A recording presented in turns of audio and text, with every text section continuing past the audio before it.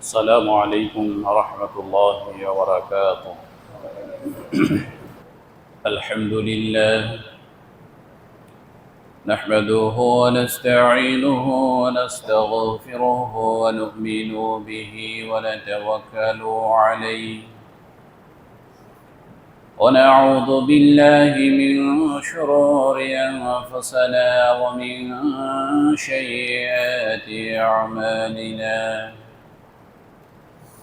من يهدي الله فلا مضل له ومن يضلل له فلا هادي له. ونشهد أن لا إله إلا الله وحده لا شريك له. ونشهد أن محمدًا عبد الله ورسوله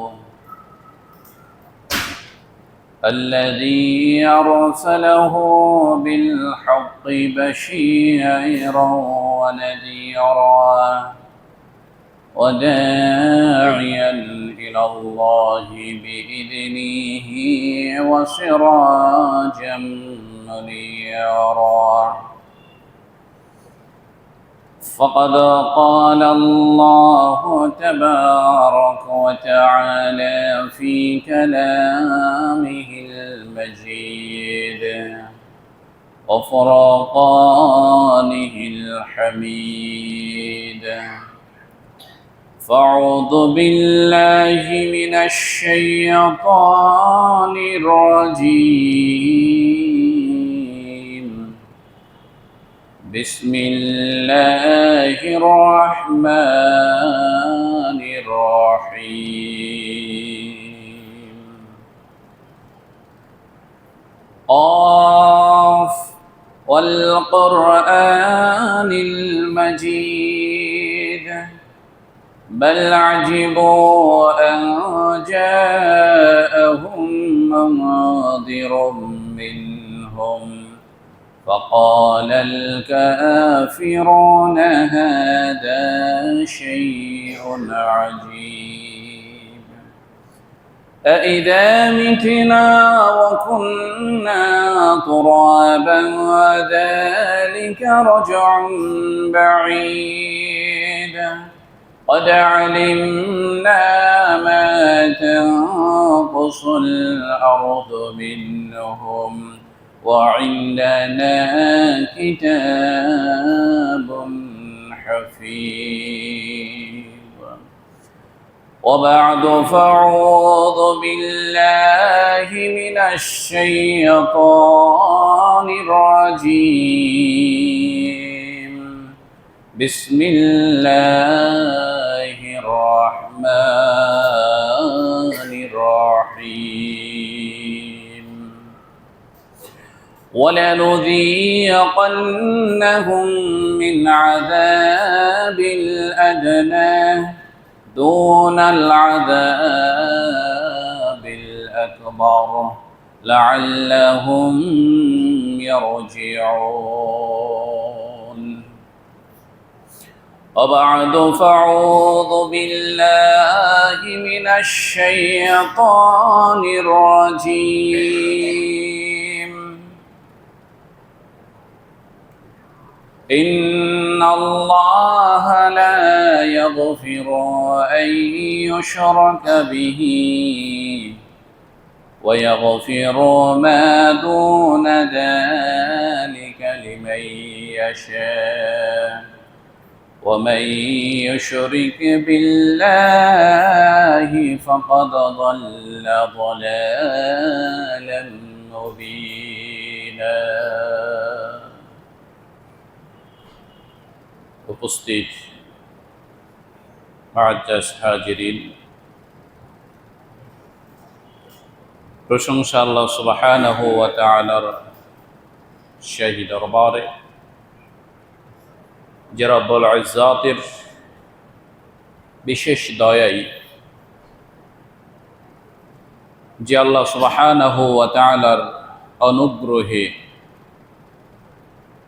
আমরা ব্যক্তিগত, পারিবারিক, সামাজিকগতভাবে সুস্থ আছি, ভালো আছি। আল্লাহ সুবহানাহু ওয়া তাআলার নিয়ামত রাজির মধ্য দিয়ে জীবনকে অতিবাহিত করছি। সে রব্বুল ইজ্জাতের দরবারে জানাই কালিমাতে শুকরিয়া আদায় করে বলি আলহামদুলিল্লাহি রাব্বিল আলামিন। দরুদ ও তাসলিমা বর্ষিত হোক শহীদুল মুরসালিন, রাহমাতাল লিল আলামিন, খাতামুন নবিয়্যিন, প্রিয় নবী মুহাম্মদুর রাসূলুল্লাহ সাল্লাল্লাহু আলাইহি ওয়াসাল্লাম। আল্লাহুম্মা সাল্লি আলাইহি, আল্লাহুম্মা বারিক আলাইহি। প্রিয় উপস্থিতি, মহাগ্রন্থ আল কোরআনের আজকের বিষয়কে কেন্দ্র করে সূরাতুল সাজদার একটি আয়াতে কারিমা তেলাওয়াত করেছি। আরো কিছু আয়াত নির্বাচন করা হয়েছে। সংক্ষিপ্ত সময়ে আমরা আজকের বিষয়টিকে পরিষ্কারভাবে একটি ধারণা লাভ করতে পারবো বলে আশা রাখি ইনশাআল্লাহুল আজিজ। ওয়া তাওফীক ইল্লা বিল্লাহ। আর বিষয়টি এরকম যে ইলাহি গজব আমাদের উপরে আমাদের কারণেই আসে, এটা আমরা গত এক জুমা আগে পরিষ্কারভাবে আল্লাহ সুবহানাহু ওয়া তাআলার মহাগ্রন্থ আল কোরআনের বাণী থেকেই শুনেছি। তে এই এলাহি গজব যে আমাদের কাছে আসে আমাদের কারণে, এখান থেকে আমরা কিভাবে পরিত্রাণ লাভ করতে পারি।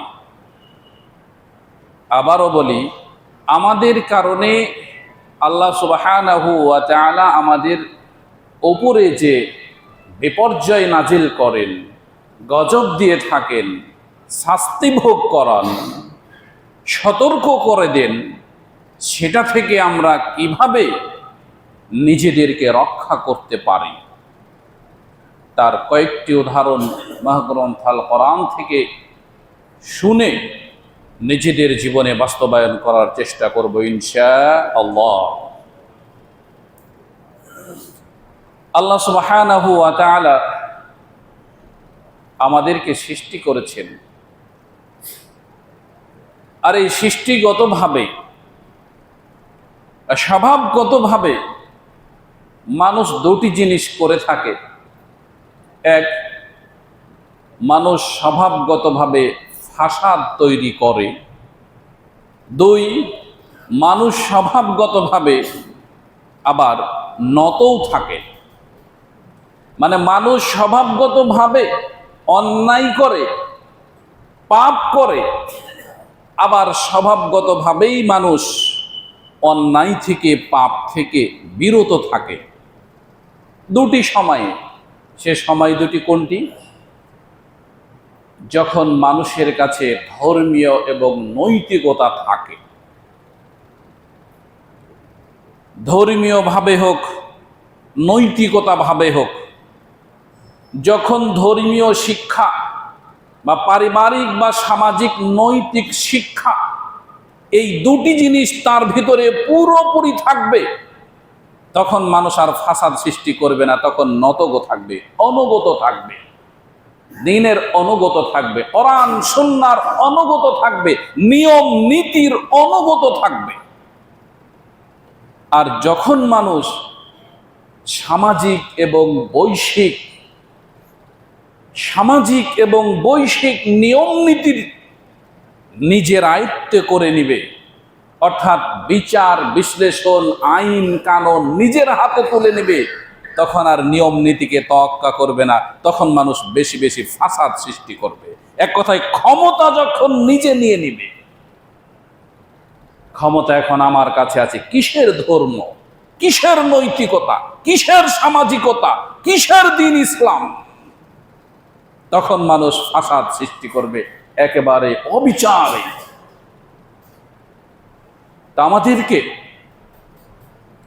সকল প্রকারের বিপর্যয় থেকে মুক্ত হতে হলে একমাত্র দ্বীন ইসলামের কাছে আসতে হবে, একমাত্র দ্বীন ইসলাম মানুষকে সকল প্রকারের বিপর্যয় থেকে মুক্ত রাখেন সতর্ক বাণী দেওয়ার মধ্য দিয়ে, উপদেশ দেওয়ার মধ্য দিয়ে। সেই সতর্ক বাণী আর উপদেশ কি? আমরা দুটি আয়াত দেখি।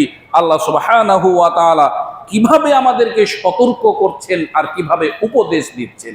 তিনি যে রহমান, তিনি যে রহিম, এ দুটি আয়াত থেকে আমরা পরিষ্কারভাবে ধারণা লাভ করব। আল্লাহ সুবহানাহু ওয়া তাআলা সূরাতুশ শূরার 30 নম্বর আয়াতে বলছেন, ওমা আসাবাকুম মিন মুসিবাতিন ফাবিমা কাসাবাত আইদিকুম ওয়া ইয়াফু আন কাসীর। বলছে মা আসাবাকুম মিন মুসিবাতিন বিমা কাসাবাত আইদিকুম, পৃথিবীবাসী তোমাদের ওপরে যে বিপর্যয় আসে, যে গজব আসে, যে পরীক্ষা আসে, যে শাস্তি আসে, এটা হচ্ছে তোমাদের দুই হাতের উপার্জনের কারণেই আসে। তাই বলে আমি আল্লাহ কি শুধুমাত্র তোমরা পাপ করো আর সাথে সাথে শাস্তি দিতেই থাকি? অপরাধ করার সাথে সাথে তোমাদেরকে শাস্তি দিয়ে ফেলি, এমনটা নয়। আল্লাহ সুবহানাহু ওয়া তাআলা বলেন ওয়া ইয়াফু আন কাসীর, অনেকগুলো পাপ তোমাদের রয়েছে, অপরাধ রয়েছে তোমাদের, যেগুলো আমি আল্লাহ ক্ষমা করে দিয়ে এগুলোর কোনো শাস্তি দেই না।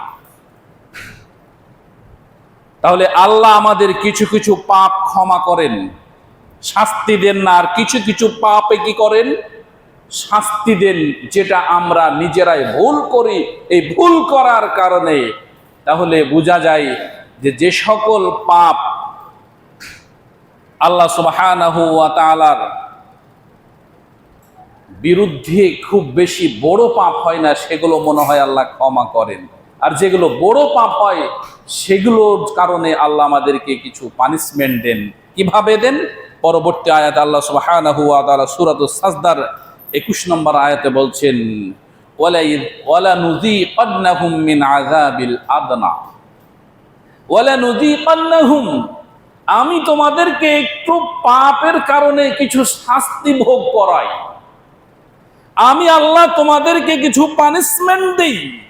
মিন আযাবিল আদনা, এটা ছোট পানিশমেন্ট দিই, বড় পানিশমেন্ট দেই না। কোরআনুল কারীমের এই ভাষাগুলো আল্লাহ মানুষকে উপদেশ দেওয়ার জন্য এত সুন্দরভাবে পরিষ্কার স্পষ্ট করে একটা একটা করে বর্ণনা করেছেন। আমরা যদি একটু বুঝার চেষ্টা করি তাহলে আমাদের হেদায়েতের জন্য যথেষ্ট। আল্লাহ বলছেন তোমাদেরকে আমি কিছু শাস্তি দেই, তবে মিন আযাবিল আদনা, এটা ছোট শাস্তি দেই, বড় শাস্তি দেই না। 1 কোটি টাকা জরিমানার পাপ করেছো, আমি 1 কোটি টাকা জরিমানা করি না, 1000 টাকাতেই ছেড়ে দেই। জাহান্নামের আগুনে দগ্ধ হওয়ার মতো অপরাধ করেছো তুমি, আমি তোমাকে জাহান্নামে সরাসরি নিক্ষেপ করি না। ছোট্ট কিছু একটা উদাহরণ উপমা দিয়ে সংশোধন হওয়ার তোমাকে আমি আল্লাহ ছাড় দিয়ে দিই। আল্লাহ বলছেন মিন আযাবিল আদনা, আমি ছোট আযাব দিই, বড় আযাব দিই না। তবে ওই যে বাংলায় একটা কথা আছে, আল্লাহ ছাড় দেন কিন্তু ছেড়ে দেন না। পরবর্তীতেই আল্লাহ বলছেন দুনাল আযাবিল আকবার, বড় বড় কোনো শাস্তি দেওয়ার আগেই আমি আল্লাহ তোমাদেরকে ছোট ছোট শাস্তি দেই। ছোট ছোট শাস্তি দিয়ে আমি আল্লাহ তোমাদেরকে বুঝিয়ে দিই। আমি আল্লাহ আরশে আযীমে তোমাদের ন্যায় অন্যায়, নেকি গুনাহ, হক বাতিল সবকিছুই দেখছি। এই ছোট যে শাস্তিটা আমি আল্লাহ তোমাকে দিয়েছি, এই ছোট শাস্তিটা দেওয়ার কারণ হচ্ছে এটা, তুমি যে গতিতে চলছো, তুমি যে নীতিতে চলছো, তুমি যে ধারাবাহিকতায় চলছো, এখান থেকে ফিরে এসো।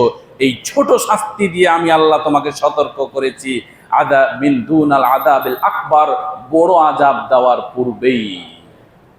আল্লাহ সুবহানাহু ওয়া তাআলা আয়াতের শেষ অংশে বলছেন লাআল্লাহুম ইয়ারজিউন, এই যে আমি আল্লাহ এই একটা সুন্দর উদাহরণ জাতির সামনে উত্থাপন করলাম, সারা পৃথিবীর মানুষকে বলে দিলাম উদাহরণটা কি?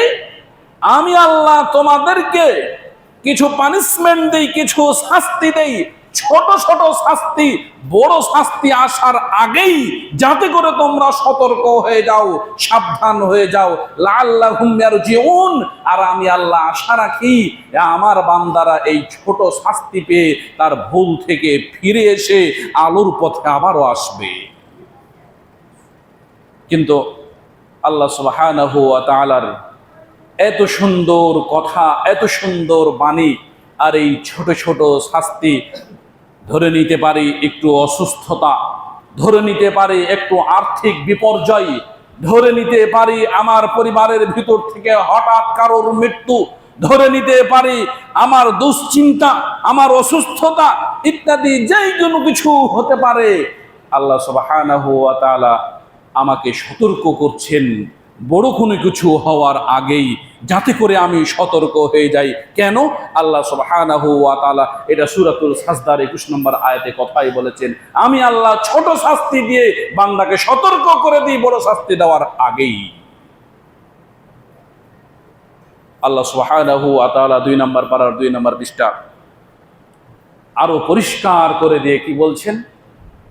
وَلَنَبْلُوَنَّكُمْ بِشَيْءٍ مِنَ الْخَوْفِ وَالْجُوعِ وَنَقْصٍ مِنَ الْأَمْوَالِ وَالْأَنفُسِ وَالثَّمَرَاتِ وَلَنَبْلُوَنَّكُمْ। আমি পৃথিবীবাসীকে একটু পরীক্ষা করতে চাই। কি দিয়ে?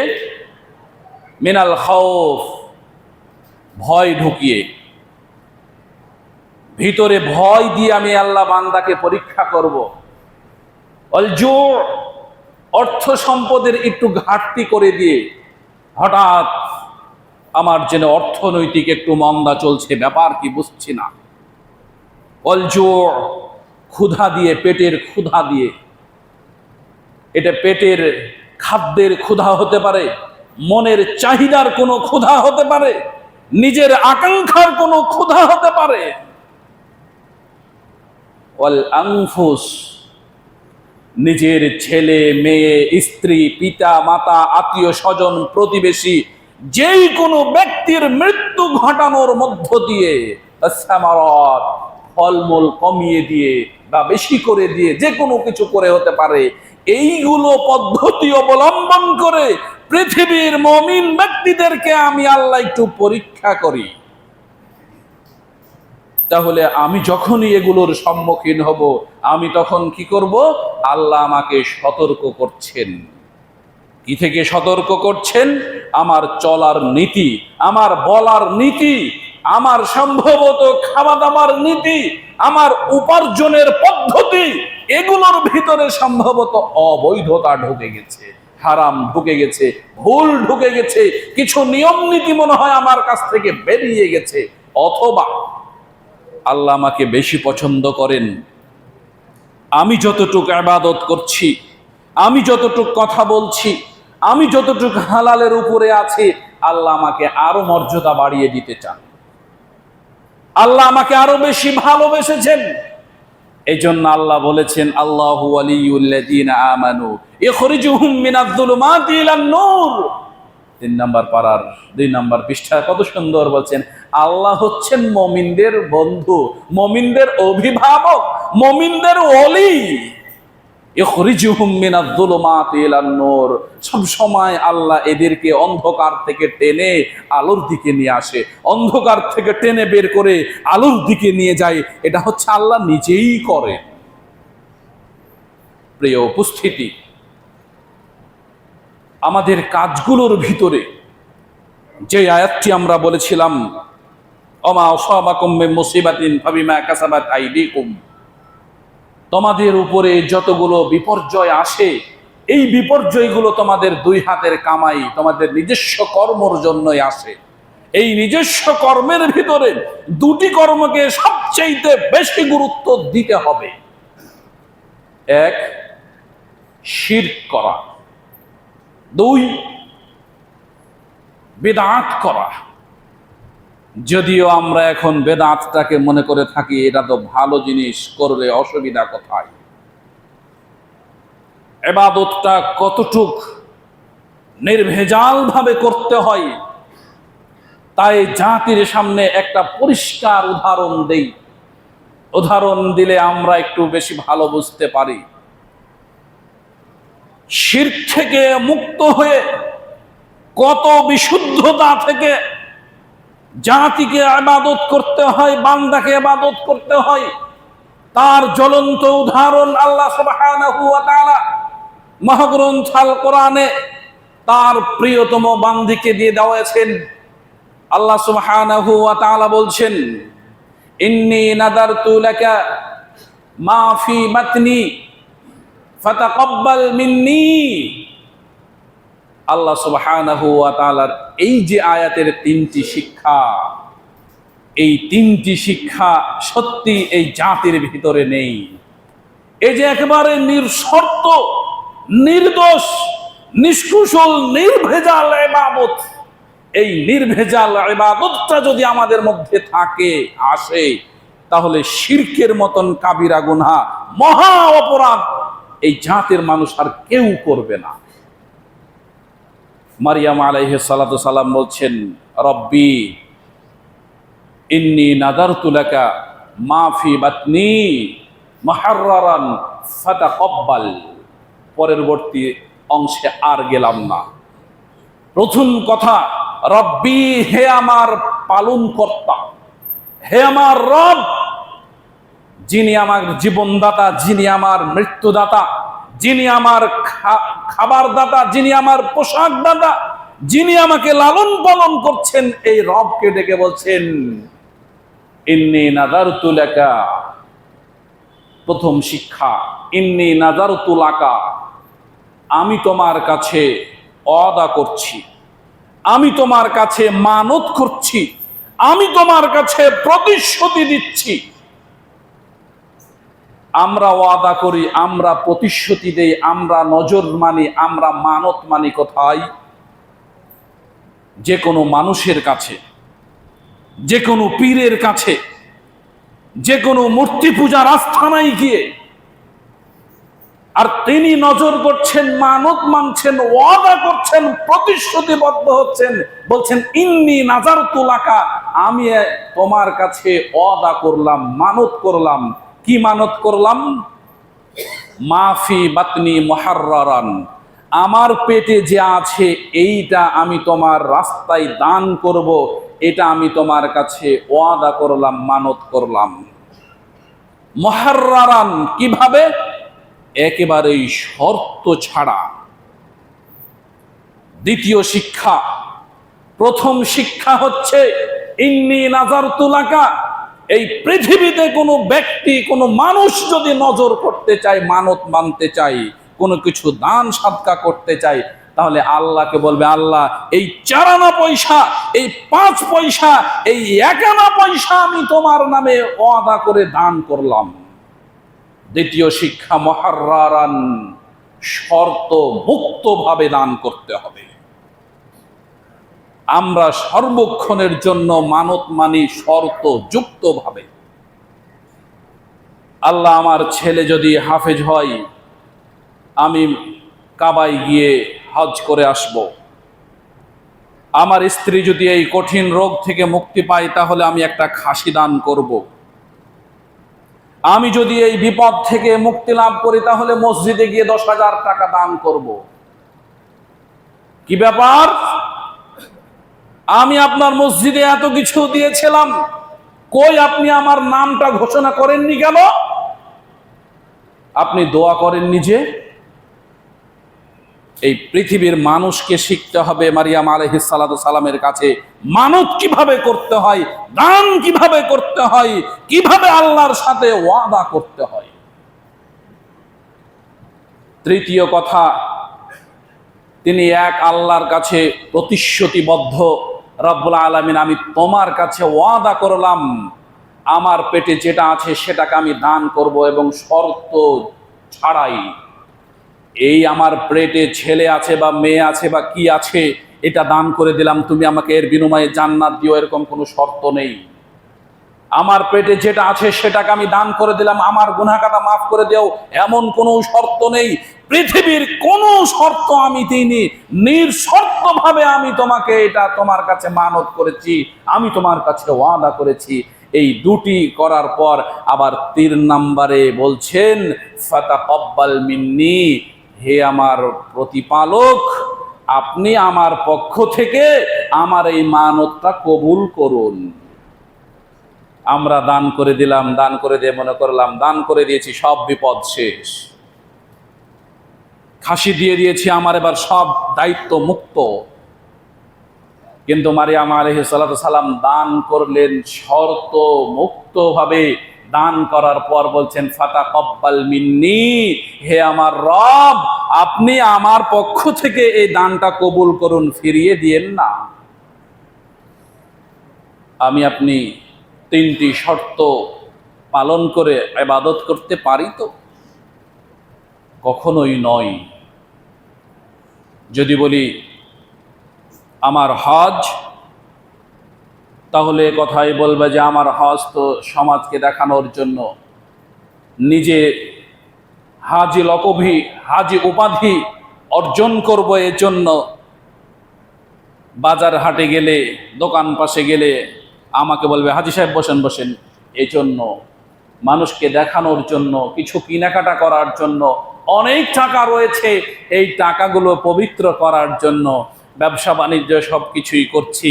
একটু হাজি হয়ে আসলে ব্যবসা বাণিজ্যটা বেশি হবে, মানুষ বিশ্বাস করবে, মানুষকে ঠকানোর জন্য। যদি বলি আপনার সালাত, এটারও পিছনে কিছু না কিছু উদ্দেশ্য আছে। নামাজ তো আমি আল্লাহকে খুশি করার অর্থে ওভাবে পড়তে পারি না। এ আল্লাহ, তুমি নামাজ ফরজ করেছো, নামাজ পড়তে বলেছো, এই জন্য তোমার হুকুমকে পালন করার জন্যই শুধু আমি নামাজ পড়ি, নেকি পাবো শুধুমাত্র এজন্য করি না। তুমি বলেছো আমি করছি, একমাত্র শর্ত যুক্ত ছাড়াই, আমি কোনোই শর্ত মুক্ত করিনি।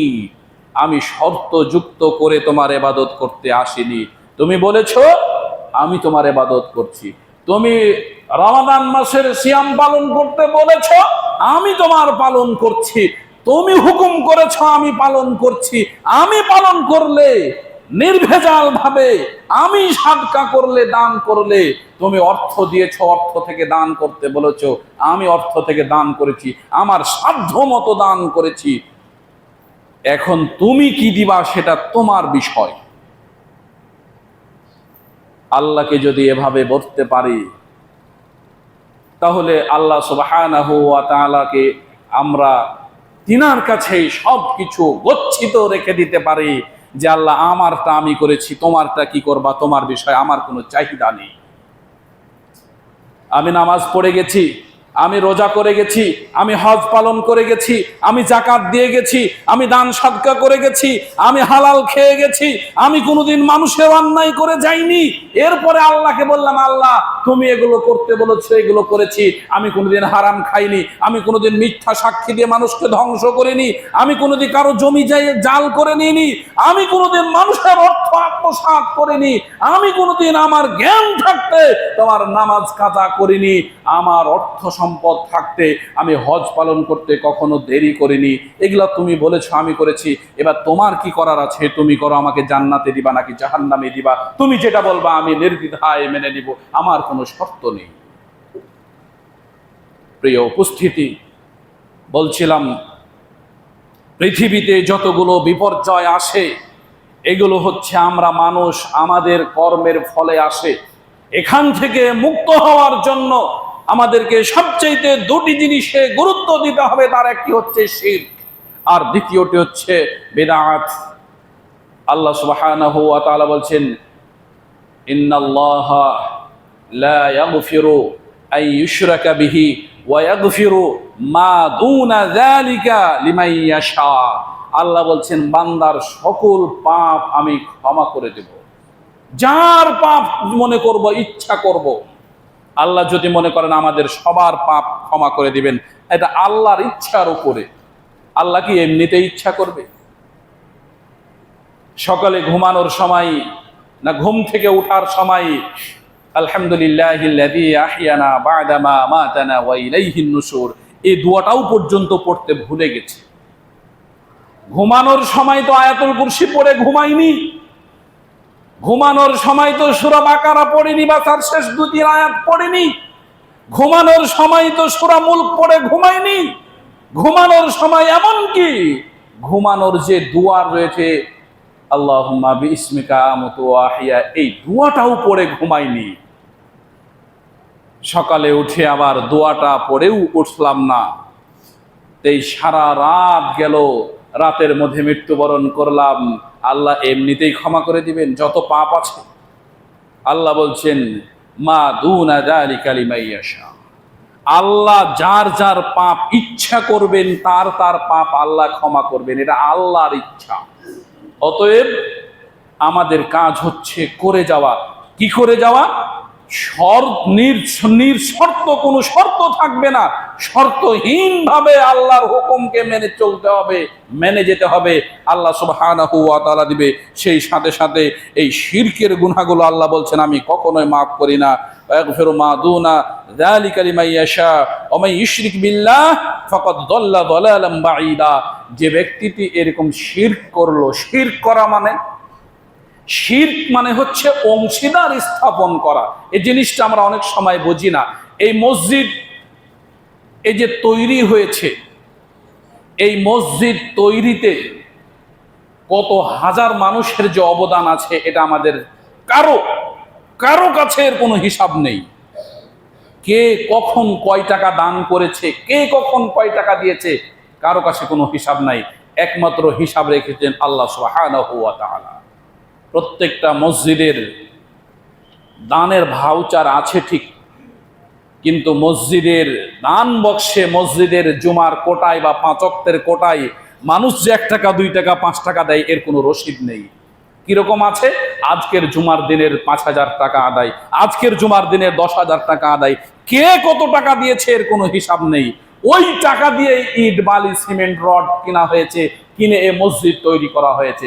যত হাজার মানুষ এখানে টাকা দিয়েছে তত হাজার মানুষই এখানে শরিক আছে, তত হাজার মানুষই বলতে পারবে এই মসজিদে আমার অংশ আছে, এই মসজিদে আমি একজন শরিক, এই মসজিদের শরিকদার আমি।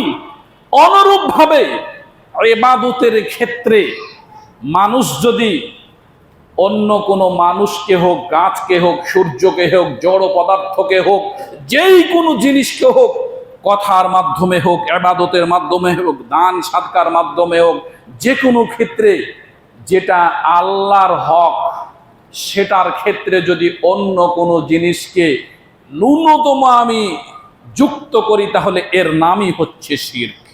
ওই যে যেমন আমি দান করি, এই মসজিদে দিলাম বা এই মন্দিরে দিলাম বা এই মাজারে দিলাম বা এই ব্যক্তিটিকে দিলাম, এই দানগুলো করার মধ্য দিয়ে কোনো না কোনো একটা উদ্দেশ্য থাকে। এর ভিতর থেকে অর্থ আছে, এই মানুষটিকে সহযোগিতা করলাম একেবারে নিঃস্বার্থে, এখানে কোনো শিরক নেই, কোনো অংশীদারিত্ব নেই। অর্থ আছে, মসজিদের কাজ হচ্ছে, দিয়ে দিলাম, কোনো অংশীদারিত্ব নেই। রাস্তা দিয়ে হেঁটে যাচ্ছি, রাস্তা দিয়ে চলছি, একটা মাজার পড়ে গেল, মসজিদে তো দিয়ে আসলাম, মাজারটার কেন ছাড়িয়ে মাজারও দিই, এটার নামই হচ্ছে শিরক। আপনার মন চাইলো আপনি দিলেন, এর নামই হচ্ছে শিরক। মসজিদে দিয়ে আসলাম, দুস্থ ব্যক্তিকে দিয়ে আসলাম, মাজারে আবার দেব না, ওই জায়গাটাই হচ্ছে অপবিত্র। যা কিছু কার্যক্রম করা হয় সব কিছুই ওখানে অপবিত্র কাজ করা হয়, আল্লাহর উদ্দেশ্যে ওখানে কোনো কিছু করা হয় না, মানুষকে আল্লাহর স্থানে বসিয়ে ওখানে সব কিছুই করা হয়। অতএব খুব সতর্ক এবং সাবধান থাকতে হবে। আমার ইবাদতের মধ্যে যদি কোনো কিছু শিরক থাকে, অংশীদারিত্ব থাকে, তাহলে সেখানে সবচাইতে আল্লাহকে অপমান করা হয়। যেমন আল্লাহ সুবহানাহু ওয়া তাআলা সূরাতুন নিসার 116 নম্বর আয়াতে বলছেন, সূরাতুন নিসার 148 নম্বর আয়াতে বলছেন, আল্লাহ সুবহানাহু ওয়া তাআলা এই শিরক সম্পর্কে সূরাতুশ শুআরাতে বলছেন, এক জায়গাতে বলছেন ফাকাদ দাল্লা দালালাম বাঈদা, সে ব্যক্তিটি একেবারে কঠিন অন্ধকারে নিমজ্জিত হলো, কঠিন অন্ধকারে পড়ে গেল। আর এক জায়গাতে আল্লাহ বলছেন ফাকাদ ইফতারা ইসমান আযীমা, এই ব্যক্তিটি শিরক করার মধ্য দিয়ে কি করলো? মহা আল্লাহর উপরে একেবারে অপবাদ আরোপ করলো। আমি একজন মানুষ আল্লাহর উপরে অপবাদ আরোপ করছি, শিরক করছি, মানে আমি একজন মানুষ আল্লাহর ভুল ধরছি। অপরাধ কত বড়! যদি আপনি বলেন, আপনি যদি ভাবতে পারেন, তাহলে আপনি বলবেন আল্লাহু আকবার, আস্তাগফিরুল্লাহ, এটা মহা বড় অপরাধ। আমি আল্লাহর ভুল ধরছি, আমি আল্লাহর প্রতি অপবাদ দিচ্ছি। আল্লাহ তুমি মিথ্যা বলেছো, আল্লাহ তুমি মিথ্যা করছো, আল্লাহ তুমি চুরি করছো, নাউযুবিল্লাহি মিন যালিক। মহাগ্রন্থ আল কোরআনের এই আয়াতগুলো আমাদেরকে এভাবেই বুঝতে হবে, এভাবে আমাদেরকে একটু ভাবতে হবে, তাহলে আমরা সত্যিকার অর্থে এগুলো থেকে মুক্ত থাকতে পারবো। আর দ্বিতীয় যে বিষয়টি বলছিলাম, যে দ্বিতীয় বিষয়টি হচ্ছে বেদাত সৃষ্টি করা থেকে আমাদেরকে সব সময় দূরে থাকতে হবে। একাধিক দিন আমরা এই বেদাত সম্পর্কে শুনেছি, বলেওছি, কুল্লু মুহদাসাতিন বিদআহ ওয়া কুল্লু বিদআতিন দালালাহ ওয়া কুল্লু দালালাতিন ফিন্নার। এটা কিন্তু প্রত্যেক মসজিদে অন্তত পক্ষে এই ইয়াউমুল জুমআ, শুক্রবারের দিন ইমাম সাহেব, প্রত্যেক ইমাম সাহেব যেই মসজিদে যাবেন আপনি, পৃথিবীর সকল মসজিদে এই কথাটা বলা হয়। সে কথাটার বাংলা কি? প্রত্যেক নতুন কাজ যেটা দ্বীন ইসলামের মধ্যে নেই, সেটার নাম হচ্ছে বেদাত। আর প্রত্যেক বেদাত হচ্ছে অন্ধকার আচ্ছন্ন, আর প্রত্যেক অন্ধকার আচ্ছন্ন ব্যক্তি হচ্ছে জাহান্নামের অংশীদার। অতএব এখান থেকে বেঁচে থাকা আমাদের সবচেয়ে জরুরি, যদিও সেটা ছোট হোক না কেন, আর যদিও সেটা বড় হোক না কেন। অতএব আজকের এই জুমার সংক্ষিপ্ত আলোচনায় আমরা এই কথাই বলি, আমাদের পাপের কারণে পৃথিবীব্যাপী আমাদের উপরে যত বিপর্যয় আসছে, এই সকল বিপর্যয় থেকে আমাদেরকে আল্লাহ সুবহানাহু ওয়া তাআলা সতর্ক করার জন্য তিনি বলছেন, আমি বড় বড় আযাব দেওয়ার আগেই ছোট ছোট কিছু আযাব, ছোট ছোট কিছু পানিশমেন্ট, ছোট কিছু শাস্তি মানুষকে দিয়ে থাকে লাআল্লাহুম ইয়ারজিউন বলে আল্লাহ বলছেন, আমি চাই, আমি আশা রাখি এই ছোট ছোট শাস্তিগুলোর মধ্য দিয়ে মানুষ শিক্ষা অর্জন করে, মানুষ উপলব্ধি করবে, উপলব্ধি করে আবার তার দ্বীনের পথে ফিরে আসবে, তার রবকে চিনবে, তার দ্বীনকে চিনবে, তার দ্বীনের নেতাকে চিনবে, চিনে সে ব্যক্তিটি আবারও নিজে সংশোধন হয়ে ফিরে আসবে। আমরা আল্লাহ সুবহানাহু ওয়া তাআলার এই সকল আয়াতকে উপস্থাপন করে সারা পৃথিবীর মুসলিম উম্মাহকে কথায় বলতে চাই, আল্লাহ সুবহানাহু ওয়া তাআলাকে স্মরণ করুন, আবারও কোরআন সুন্নাহর দিকে ফিরে আসুন, নিজেকে সংশোধন করে রব্বুল আলামিনের আশা পূরণ করুন। রব্বুল আলামিন বিশেষত তুমি আমাদেরকে শয়তানি কুমন্ত্রণা ওয়াসওয়াসা থেকে বেরিয়ে এসে আমাদেরকে তোমার দ্বীনের উপরে অটল থেকে মৃত্যুবরণ করার তৌফিক দান করো। আল্লাহুম্মা আমিন। আকুলি কওলি হাযা আস্তাগফিরুল্লাহ লি ওয়া লাকুম লিসাইরিল মুসলিমিন। বারাকাল্লাহু লানা ওয়া নাফা'না ওয়া ইয়্যাকুম বিমা তাআলা। আলহামদুলিল্লাহ, ইন্নাল হামদালিল্লাহি ওয়াহদাহু ওয়াস-সালাতু ওয়াস-সালামু আলা মান লা নাবিয়্যা বা'দাহু। أما بعد فأعوذ بالله من الشيطان الرجيم.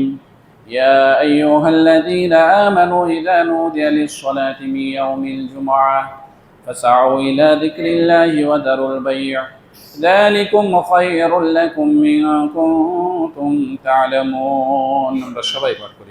اللهم صل على محمد وعلى آل محمد كما صليت على إبراهيم وعلى آل إبراهيم إنك حميد مجيد. اللهم بارك على محمد وعلى آل محمد كما باركت على إبراهيم وعلى آل إبراهيم إنك حميد مجيد. رب ارحمهما كما ربياني صغيرا. رب ارحمهما كما ربياني صغيرا. اللهم اهدنا الصراط المستقيم. اللهم آمين. اللهم ربنا هب لنا من أزواجنا ذرياتنا قرة أعين واجعلنا للمتقين إماما. اللهم آمين. রব্বুল আলামিন আমরা যারা অপরাধী তুমি আমাদের অপরাধ থেকে মুক্তি দাও আল্লাহ। আমরা যারা পাপী আমাদের পাপ সমূহ ক্ষমা করে দাও আল্লাহ। রব্বুল আলামিন তোমার রহমান তোমার রহিম নামের ওসিলাতে আমাদের উপরে তুমি তোমার খাস রহমত নাজিল করো আল্লাহ। রব্বুল আলামিন আমাদের উপর থেকে জমিনে বালা জমিনে দাফন করে দাও, আসমানি বালা আসমানে উঠিয়ে নাও আল্লাহ। সকল প্রকার বিপর্যয় থেকে তুমি আমাদেরকে মুক্ত থাকার তৌফিক দান করো মাবুদ। রব্বুল আলামিন তোমার ইবাদতের মধ্য দিয়ে দিন কাটিয়ে আমরা মৃত্যুবরণ করতে পারি, তুমি আমাদেরকে সেই ঈমান দান করো আল্লাহ। রব্বুল আলামিন আমাদের মসজিদের অনেক মুসল্লি মৃত্যুবরণ করেছে আল্লাহ, অনেককেই সে স্মরণ করছে আল্লাহ। রব্বুল আলামিন তাদের সবার জীবনের গুনাহ খাতাগুলোকে মাফ করে দিয়ে তুমি তাদেরকে জান্নাতবাসী করে দাও আল্লাহ। যে যা দান সাদকা করেছে, যার যতটুকু সম্বল হয়েছে, তোমার দরবারে যা পাঠ করেছে আল্লাহ, তুমি সবকিছুই কবুলে মঞ্জুর করে নাও মাবুদ। আমাদের আত্মীয় স্বজন, পিতা মাতা, দাদা দাদি, মুসলিম মুমিন উম্মাহাত যারা মৃত্যুবরণ করেছে তাদের সবাইকে তুমি ক্ষমা করে দিয়ে জান্নাতুল ফেরদাউস দান করো মাবুদ। রব্বুল আলামিন আমাদের দান সাদকাগুলোকে তুমি কবুলে মঞ্জুর করে নাও। রব্বুল আলামিন আমাদের দেশকে তুমি তোমার খাস রহমতে তুমি ঢাকিয়ে রাখো আল্লাহ। রব্বুল আলামিন আমরা ঈমান নিয়ে মৃত্যুবরণ করতে পারি আমাদের তৌফিক দান করো আল্লাহ। আমাদের অসুস্থ ব্যক্তিদেরকে সুস্থতা দান করো, শেফায়ে কামিলা শেফায়ে আজিলা দান করো মাবুদ। রব্বুল আলামিন যারা যে অভাবে রয়েছে তাদের প্রত্যেককে তুমি অভাব থেকে মুক্তি দান করে দাও আল্লাহ।